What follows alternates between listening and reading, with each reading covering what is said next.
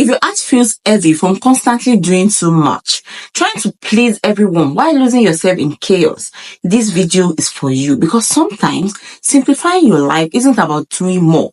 It's about quitting the things that no longer serve your peace, your purpose, or your iman. And today, I want to share with you 9 things I had to quit to finally feel more connected to Allah, more connected to myself, and more aligned as a Muslim. حب وحياة وبهجرك للدين ستحيا تعشق ما. Assalamu alaikum, my Limitless Queens. You are all welcome back to my channel. And if you are new here, my name is Zainab, but you can call me Z for short. Here we talk about all things faith, self-care, self-love, confidence, and personal growth, while embracing a balanced Muslimah lifestyle that is pleasing to Allah. If that resonates with you, please subscribe, turn on your notifications so you don't miss out on any of my videos. So before we get into the list, I want you to take a deep breath with me, because what I am about to share isn't just a list of habits. It is a journey of releasing, unlearning, and surrendering. Every single thing I quit didn't just simplify my schedule, it simplified my soul. And I pray that as I share these lessons with you, something in your heart softens too, because you deserve a life that feels lighter. You deserve a life where your faith leads and your peace follow. So let's begin. Number 1, I quit trying to be everything to everyone. There was a time I would break myself into pieces to keep everyone else whole. Family expectations, social obligations, and the pressure to always show up, always say yes, even when I was running on empty. But see, when you try to be everything to everyone, you become nothing to yourself. Islam teaches us balance. The Prophet Muhammad ﷺ didn't say yes to every single request. Even he had boundaries. I realized my need to be liked was coming from a place of low self-worth, not love. Now, I choose where I pour my energy. I ask, will this please Allah? Will this leave me emotionally bankrupt? If it costs my peace, it is too expensive. Your self-worth is not defined by how many people you can please. Set boundaries like a queen, gracefully, unapologetically, and with trust in Allah. So, I quit over-consuming and underperforming. Podcasts, YouTube, reels, self-help books. I was bringing knowledge, but not applying it. It felt productive, but deep down it was a distraction. It was to feel like I was growing without actually changing. Islam is about action. The most beloved deeds to Allah are those that are consistent, even if they are small. So I quit the obsession with learning everything at once and focus on living one lesson at a time. Now, I don't just consume, I implement. I live slower but deeper, and that is where the real barakah lives. You need to stop collecting information, start collecting transformation. Choose one habit, one ayah, one mindset shift, and embody it fully. 3, I quit explaining myself to people who don't want to understand. As Muslim woman, especially if you are visibly modest, you will find yourself explaining why you do what you do to family, to co-workers, sometimes even to other Muslims. Why I wear this, why I don't go there, why I pray, why I fast, why I left that relationship. But see, I realized that no amount of explanation will make someone see clearly if they have already decided not to. Allah knows your intentions, and that is enough. I simplified my life the day I stopped defending myself to people who weren't even listening. I started focusing on living my truth instead of performing it. Because you don't owe everyone access to your inner world. Protect your peace by releasing the need to be understood. Let your actions speak for you. 4, I quit holding on to friendship out of history, not harmony. Some friendships were beautiful in one season, but became draining in the next. We held onto memories, but the connection had expired. And I used to feel guilty walking away from people who once felt like home. But Allah showed me something deeper. Sometimes the people who got you here can't go with you there, and that is okay.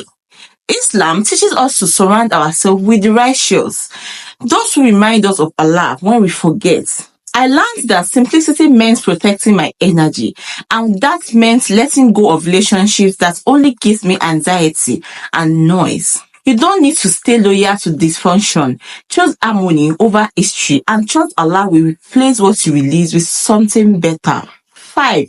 I quit multitasking my life. I used to do everything at once, cooking while on the phone, cleaning while listening to the podcast, scrolling while eating. I was everywhere yet nowhere. It felt productive, but I wasn't present.